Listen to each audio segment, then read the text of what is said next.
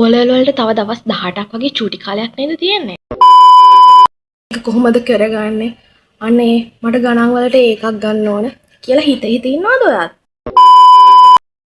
ඊළඟට එන ලොකුම ප්‍රශ්නේ තමයි මේ දවස් ටික ඇතිද? ඉන්නකෝ මම ඔයාලට හොඳ ප්ලෑන් එකක් කියලා දෙන්නම්. ඕලෙවල් ගණන් වලට ඒකක් ඕන කට්ටිය මේ වීඩියෝ එක දිගටම බලන්න. Let's get into the video. මොකද කතා කර කර ඉන්න වෙලාවක් නැහැ. වැඩ කරන්නයි ඕන.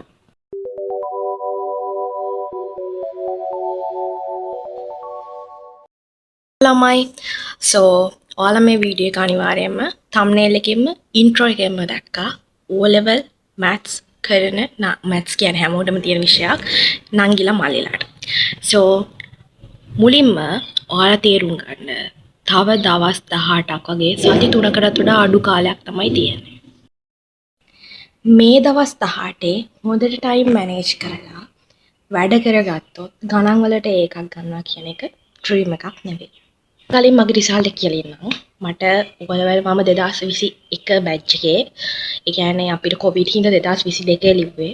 ඉතින් I got 9 A's and of course මගේ ඒ කාලේ ආසම් විෂය ගණන්. මුලින්ම ඔයාලා දැන් බය වෙලා ඉන්න එකේ ඔයාලා දැන් කියන්නේ බිඳුව මට්ටමේ හිටියත් ඔයාලා A මට්ටමේ හිටියත් B මට්ටමේ C මට්ටමේ කොහොම හිටියත් ඔයාලා දැන් බය වෙන එකේ කිසිම තේරුමක් නැහැ. මොකද එක්සෑම් එක කියන එක අපිට අනිවාර්යයෙන්ම ෆේස් කරන්න වෙන දෙයක්. ඉතින් ඒක නිසා බය වෙන්න එපා මුලින්ම. කාරණාව තමයි මම අද කතා කරන්නේ මැත්ස් ගැනනේ.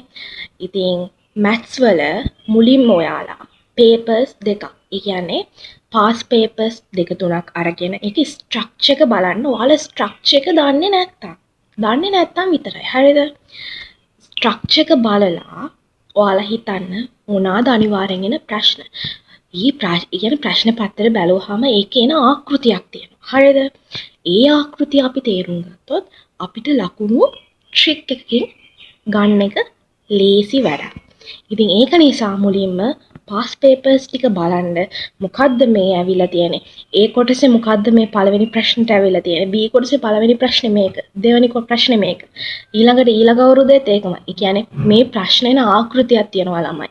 මම හිතනවා දැන්ටත් ඒක වෙනස් වෙලා නැතුව ඇති කියලා. මම පේපර් එකක් බැලුවා. ඒ ආකෘතියමයි තිබ්බේ. ඉතින් ඒක නිසා ඔයාලට පාස් පේපර්ස් වලින්ම අදහසක් ගන්න පුළුවන් ප්‍රශ්නෙන ස්ට්‍රක්චර් එක මොකක්ද කියලා. අනිත් කාරණාව තමයි දැන් ඔයාලට අමාරු දේවල් වලම එල්ලීගෙන ඉන්න කාලයක් නැහැ.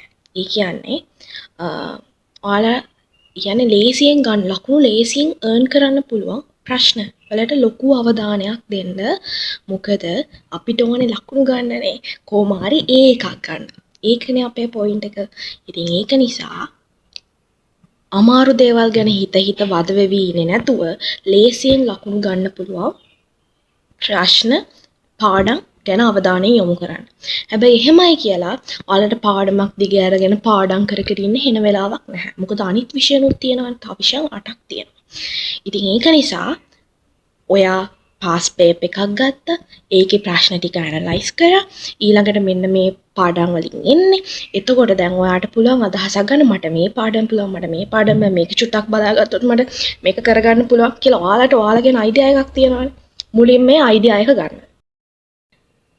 හතරවෙනි කාරණාව තමයි මම මේකේ ගොඩක්ම අවධානය යොමු කරන්නේ B කොටසට දෙවෙනි කොටසේ. මොකද ඒකෙන් ලකුණු ගොඩක් ගන්න පුළුවන්. එසේකනේ. ඉතින් කොහොම හරි ඔයාලා පාස් පේපර්ස් බැලුවහම ඔයාලට තේරෙන දෙයක් තමයි ඒ කියන්නේ B කොටසේ පළවෙනි ප්‍රශ්නේ ඇවිල්ලා තියෙන්නේ පොලි අනුපාත ඊළඟට වැය මොනවාද මේ බදු වර්ග ඒ වගේ. ඒක ස්ට්‍රක්චර් එකක් තියෙනවා ළමයි. හරිද? ඔයාලා ඕනේ නම් කියන්න මම ඒක දාන්නම්. ගවනම් පොත් නැතුව ඇති. මම යාළුවෙක්ගෙන් හරි ඉල්ලලා මම මේ වීඩියෝ එකට මැඩ් කරන්න. මේ ස්ට්‍රක්චර් එකක් තියෙනවා ළමයි. ඒවා කරගන්න. ඉතින් ඔයාලට ඒ ස්ට්‍රක්චර් එක පාඩම් කරලා ඒක බලාගෙන පාස් පේපර්ස් ගණන් ඒ ප්‍රශ්නෙම හදන්න. ඒ කියන්නේ 2016 මෙන්න මේ ප්‍රශ්න 17 18 19 20 එහෙම හදාගෙන එන්න. එතකොට ඔයාලට ඒක ඊසිම පුළුවන් වෙනවා.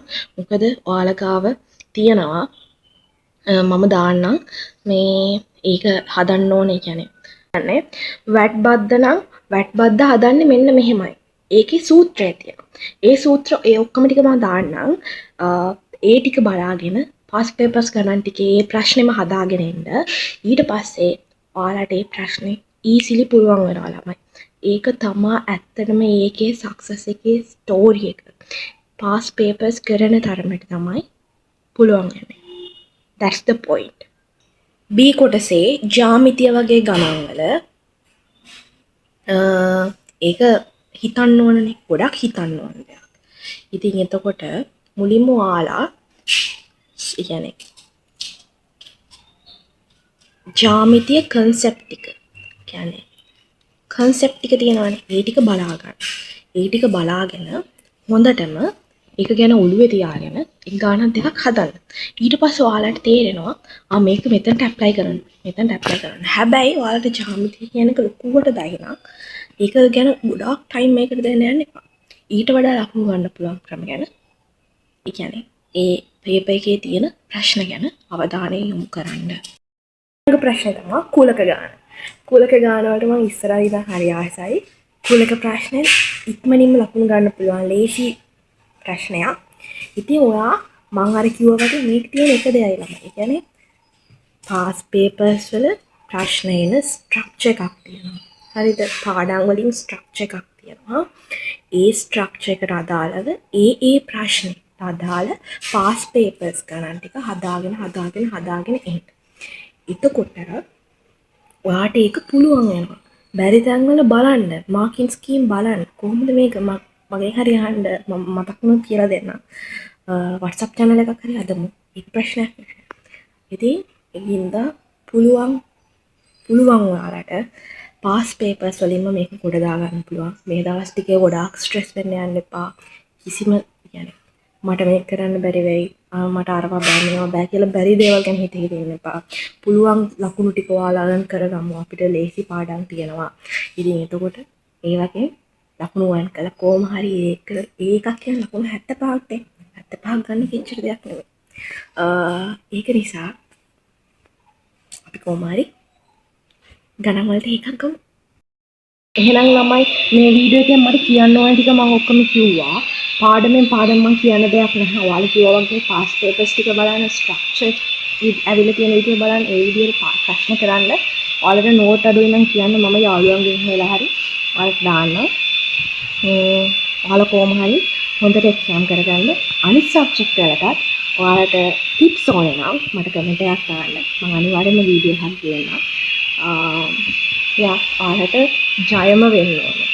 හොඳට වැඩ කරන්න. බයි.